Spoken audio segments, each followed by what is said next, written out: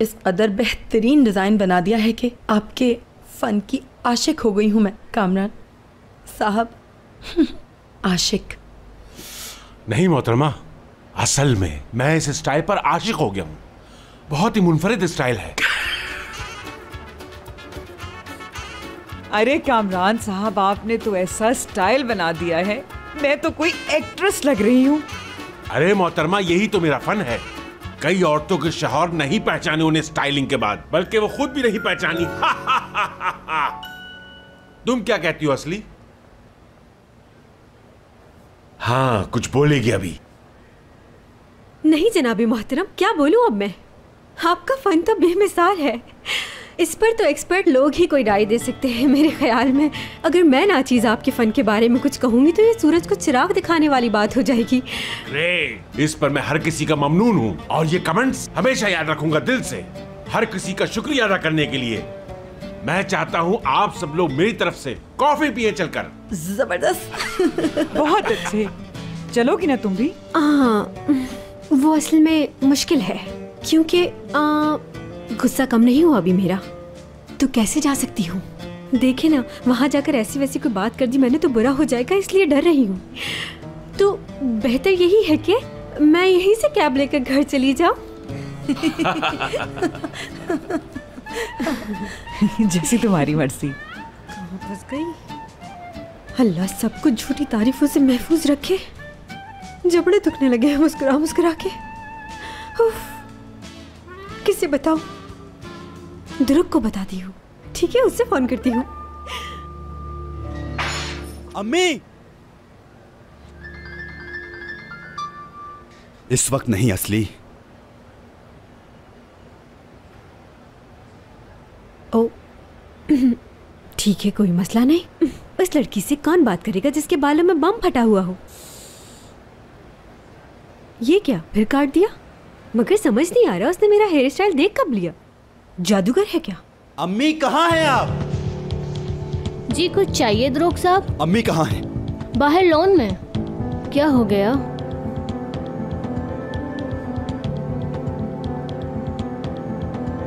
अम्मी! आज जल्दी आ गए दरूग बेटा। भाई से कोई डील साइन कराई है आपने? क्या मतलब, समझी नहीं मैं। दीदम ने ऑफिस से जो कॉन्सेप्ट चोरी किया था वो इसलिए हमारे कॉम्पिटिटर को दे दिया गया कि भाई को नुकसान उठाना पड़े। ऐसी कोई बात नहीं है, कोई डील वील साइन नहीं हुई। तुम मुझ पर क्यों शक कर रहे हो दरूग? अम्मी, पता चल गया है, मुझे मालूम हो गया। आप समझी दीदम को यूज करेंगे, किसी को पता नहीं चलेगा। क्या हुआ कैसे हुआ मुझे सब मालूम है।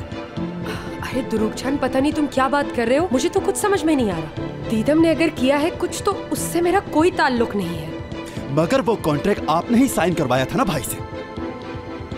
किस तरह का कॉन्ट्रैक्ट? कॉन्सेप्ट से अगर फायदा हुआ तो पूरी कंपनी का, और अगर नुकसान उठाना पड़ा तो सिर्फ भाई को बर्दाश्त करना होगा, ये कॉन्ट्रैक्ट।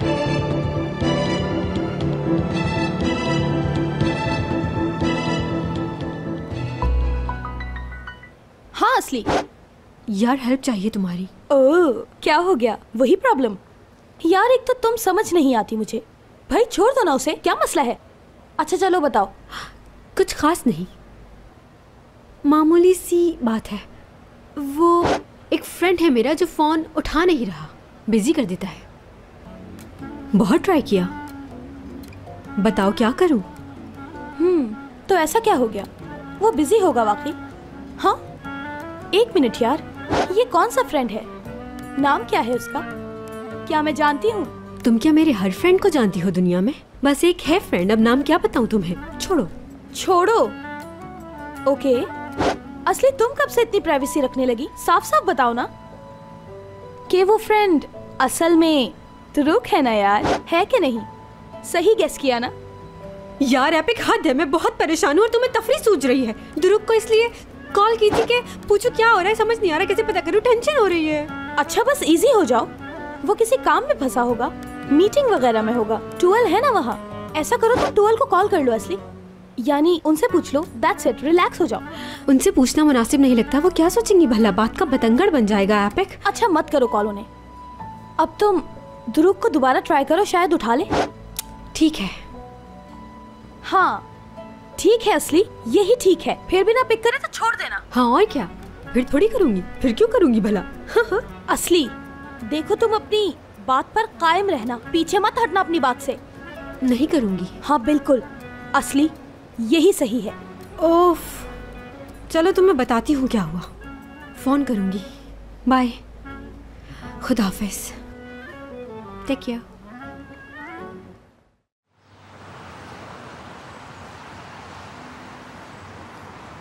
अरे सब पता चल गया है तो तू इतना उलझ क्यों रहा है बच्चे? क्योंकि मसले से निकलने का कोई रास्ता नहीं दिख रहा, मामला और ही उलझ गया। क्या उलझ गया मेरे बच्चे? पता चल तो गया उसके पीछे तेरी माँ है।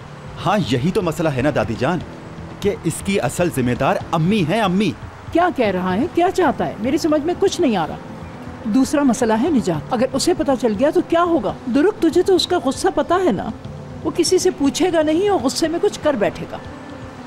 तो फिर बताएं क्या करें दादी जान? अम्मी तो मानने पर तैयार नहीं कि उन्होंने कुछ किया है। वो तो कभी नहीं मानेगी। तो फिर कोई हंगामा ही होता नजर आ रहा है मुझे। ना वो गलती मानेंगी, ना मामला कभी हल की तरफ जाएगा।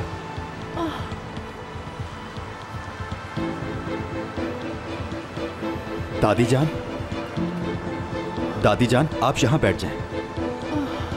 मुझे तो चक्कर आ रहे हैं, आंखों के आगे अंधेरा आ गया है। किसी डॉक्टर को फोन करूं, एम्बुलेंस मंगवाऊं? नहीं, उसकी जरूरत नहीं है, हो जाऊंगी बस ठीक।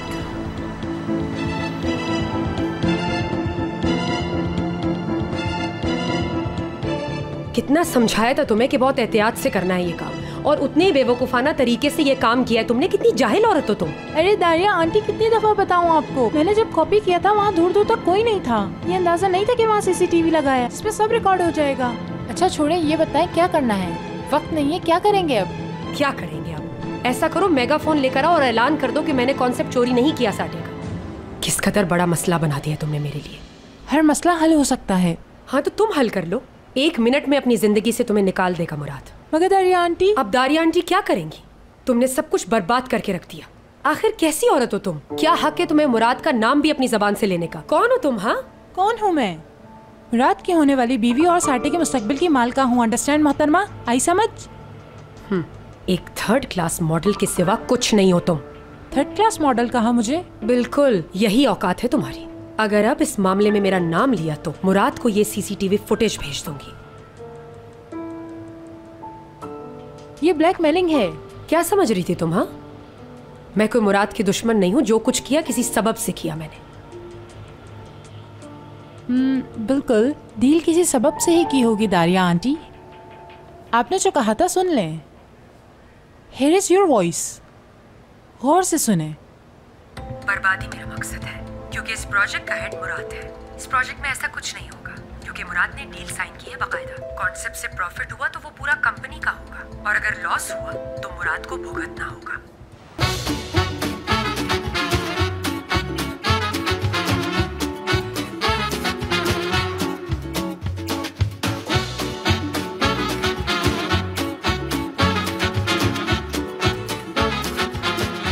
Aşk laftan anlamaz.